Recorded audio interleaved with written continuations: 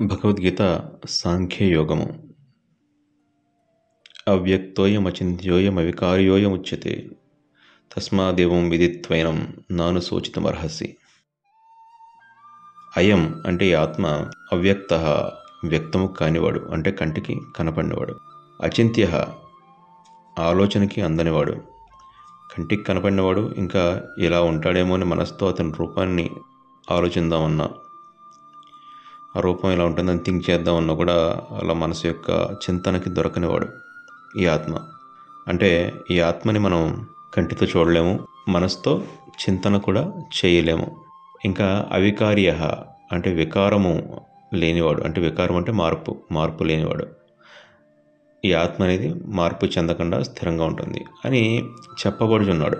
నువ్వు యుద్ధం చేస్తే ఈ భౌతిక శరీరాలు పడిపోతాయి, కానీ ఆ శరీరాన్ని ధరించిన ఆత్మకి మాత్రం ఎటువంటి డ్యామేజ్ జరగదు. ఈ విషయాన్ని తెలుసుకుని నువ్వు అనవసరంగా దుఃఖించకు అని పరమాత్మ అర్జునుడితో చెప్తున్నారు. అధ చైనం నిత్యజాతం నిత్యం వా మన్యతే మృతం తథాపి త్వం మహాబాహో నైవం శోచితుమర్హసి. ఇంతవరకు ఆత్మ నిత్యమైంది, శాశ్వతమైంది, వికారం లేనిది, సనాతనమైనది అంటూ ఆత్మ యొక్క స్థిరత్వాన్ని చెప్పారు కృష్ణ పరమాత్మ. అంత చెప్పిన అర్జునుడు ఇంకా ఏదో బాధ బెంగగానే ఉన్నాడు. సో పరమాత్మ చెప్తున్నారు, అర్జున, ఒకవేళ ఈ ఆత్మ కూడా శరీరంతో పాటు చనిపోతుంది అనుకుంటున్నావా? శరీరం పుట్టి చనిపోయినట్లుగా ఆత్మ కూడా నిరంతరం ఇలా శరీరంతో పాటు పుట్టి మళ్ళీ శరీరం చనిపోయినప్పుడు దాంతోపాటు చనిపోతుందని నువ్వు భావించినా కూడా అటువంటి స్థితిలో కూడా నువ్వు బాధపడవలసిన అవసరం లేదయ్యా. ఎందుకంటావా? జాతస్య హి ధ్రువో మృత్యు ధ్రువం జన్మ మృతస్య చ తస్మాద పరిహార్యార్థే నా త్వం శోచితుమర్హసి. అంటే పుట్టినవాడికి చావు తప్పదు, అలాగే చచ్చినవాడికి పుట్టుక తప్పదు. It's a compulsory process. ఈ జనన మరణ చక్రం తిరుగుతూనే ఉంటుంది. పుట్టినవాడు చేస్తాడు, చచ్చినవాడు మళ్ళీ పుడతాడు. సో యుద్ధంలో వీళ్ళంతా చనిపోతారు, నువ్వు బాధపడక్కర్లేదు. వీళ్ళంతా చనిపోయినా మళ్ళీ పుడతారు కదా. అవ్యక్తాదీని భూతాని వ్యక్తమధ్యాని భారత అవ్యక్త నిధనాన్యేవ తత్ర కా పరిదేవన. భూతాని అంటే ప్రాణులు. ఈ ప్రాణులన్నీ కూడా అవ్యక్తాదీని అంటే ఆదినందు మొదట అవ్యక్తములు. అంటే మనం ఎవరం పుట్టకముందు కంటికి కనపడకుండా ఉంటాం కదా. వ్యక్త మధ్యాని అంటే తర్వాత, అంటే పుట్టిన తర్వాత కనిపిస్తాయి, వ్యక్తం అవుతున్నాయి. అవ్యక్త నిధనాని ఏవ అంటే నిధనం అయిపోయిన తర్వాత, అంటే మరణం తర్వాత మళ్ళీ అవ్యక్తంలో. అంటే ఈ ప్రాణులన్నీ కూడా మొదట కనపడకుండా ఉన్నాయి, మధ్యలో కొంతకాలం కనిపిస్తున్నాయి, తర్వాత మళ్ళీ కనపడకుండా పోతున్నాయి. అంటే ప్రపంచంలో ఉన్న సమస్త భూతాలు, సమస్త ప్రాణులన్నీ కూడా మొదట పుట్టకముందు అంటే అవి అవ్యక్తంగా ఉంటున్నాయి, తర్వాత కొంతకాలం కనపడుతున్నాయి, తర్వాత మళ్ళీ అవ్యక్తం అయిపోతున్నాయి, కనపడకుండా పోతున్నాయి. అంటే ఈ దేహాలన్నీ కూడా భ్రాంతి రూపాలు. వీటి కోసం ఇంత దుఃఖం ఎందుకు? శరీరం మొదట్లో లేదు, మధ్యలో కనిపించినా మళ్ళీ చివరికి లేకుండా పోతుంది. ఇక్కడ మనం అర్థం చేసుకోవాల్సిన విషయం ఏంటంటే, పాంచభౌతికమైన ఈ శరీరాలే కాదు, పంచభూతాత్మకమైన ఈ జగత్తు అంతా కూడా మొదట లేదు, మధ్యలో ఉంది, మళ్ళీ చివరికి ఉండదు. అంటే ఈ శరీరాలు మాత్రమే కాదు, మనకు కనిపిస్తున్న ఈ సమస్త జగత్తు కూడా భ్రమ. ఓ మ్యాజిక్ షో జరుగుతుంది అనుకోండి, మెజిషియన్ సడన్గా ఒక ఏదో పావురాన్ని తీస్తాడు, మళ్ళీ మాయం చేసేస్తాడు.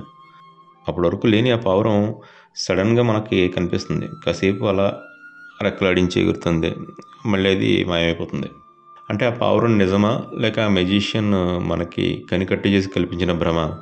మెజిషియన్ ప్రేక్షకులకి భ్రమ కలిగించడం ద్వారా అప్పటి వరకు లేని ఓ వస్తువుని కాసేపు చూపించగలడు.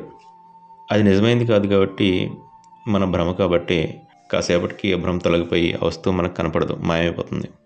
ఇటువంటి ఓ మ్యాజిక్ షో చూసేటప్పుడు అలా భ్రమలా కనిపించిన పావురం పోయిందని ఏడుస్తూ కూర్చోం కదా, షో ఎంజాయ్ చేసి ఇంటికి వెళ్ళిపోతాం.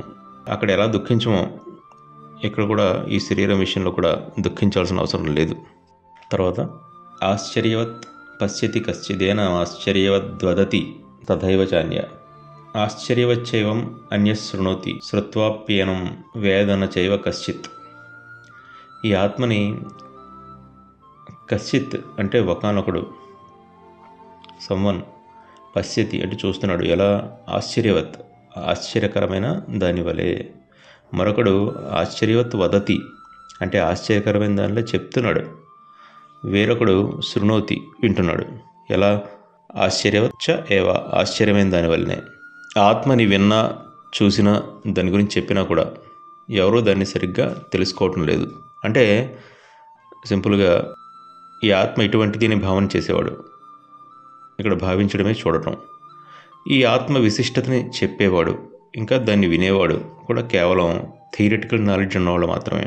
స్వయంగా ఆత్మానుభవాన్ని పొంది ప్రాక్టికల్ నాలెడ్జ్ కలిగిన వారైతే కాదు. ఫర్ ఎగ్జాంపుల్, గొప్ప ఆధ్యాత్మికవేత్త ఉపన్యాసంలో ఆత్మ గురించి చెప్తున్నారనుకోండి, ఆయన ఆత్మని ఒక గొప్ప విషయంగా భావించి దాన్ని అలాగే ఎక్స్ప్లెయిన్ చేస్తారు. ఆయన కూడా వారి గురువులు చెప్పిన దాని ప్రకారము, ఏదైనా పుస్తకాల్లో చదివిన దాని ప్రకారము ఈ ఆత్మ అంటే ఫలానా సనాతనమైంది, శాశ్వతమైంది, ఎట్సెట్రా ఎట్సెట్రా చెప్తారు. వినేవారు కూడా ఆత్మని అంతే గొప్ప విషయంగా వింటుంటారు.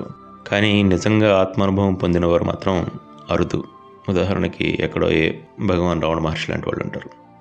తమాషా ఏంటంటే, భారత యుద్ధం ఆపడానికి కృష్ణ పరమాత్మ ఎంత ప్రయత్నం చేశారో అంతకన్నా ఎక్కువగా యుద్ధం చేయను అని స్తంభించిపోయిన అర్జునుడిని యుద్ధం చేయడానికి చైతన్యపరిచే విధంగా చేయడం కోసం ఎక్కువ ప్రయత్నం చేస్తున్నారు. దేహీ నిత్యం అవధ్యోయం దేహే సర్వస్య భారత తస్మాత్ సర్వాణి భూతాని నత్వం శోచితుమర్హసి. ఓ అర్జున, సమస్త ప్రాణికోట్ల యొక్క దేహములందు వసించి ఉన్న ఈ ఆత్మ ఎన్నడూ చంపబడదు, కావున ఏ ప్రాణిని గురించి నువ్వు శోకింప తగదు అని ఈ శ్లోకానికి అర్థం. ఇక్కడ ఏం చెప్తున్నారు? సమస్త ప్రాణికోట్ల యొక్క దేహములందు వసించి ఉన్న ఈ ఆత్మ ఎన్నడూ చంపబడడు, కావున ఏ ప్రాణి గురించి నువ్వు శోకింప తగదు. ఈ సాంఖ్యయోగంలో మనకి పదే పదే వినిపిస్తున్న మాట నత్వం శోచితుమర్హసి అంటే నువ్వు దుఃఖింపతగదు, శోకింపతగదు అంటూ. అంటే సాంఖ్యం అంటేనే జ్ఞానం కదా. జ్ఞాని అనేవాడికి దుఃఖం ఉండదు, జ్ఞానికి దేని గురించినా బాధ ఉండదు. ఏం ఉన్నా ఏం లేకపోయినా కూడా జ్ఞాని అనేవాడు బాధపడడు. ఈ ఒక్క విషయం గుర్తుపెట్టుకుంటే సరిపోతుంది. ఈ భగవద్గీత అంతా నేర్చుకోకపోయినా నత్వం శోచితుమర్హసి అనే ఒక్క పదాన్ని మనం గుర్తుపెట్టుకుంటే పరమాత్మ మాటలుగా, అంటే ఇది నువ్వు దుఃఖించదగిన విషయం కాదు, లేదా ఈ విషయంలో నువ్వు శోకింపతగదు అని పరమాత్మ అంతా చెప్తున్నట్టుగా భావిస్తే ఎటువంటి దారుణమైన పరిస్థితులను కూడా ఈ ఒక్క మాటని గుర్తుపెట్టుకుంటే దుఃఖము శోకము అనేవి ఉండవు. తర్వాత భాగంలో మిగతా విషయాలు చూద్దాం. అందరం కలిసి గీతా యజ్ఞం చేద్దాం.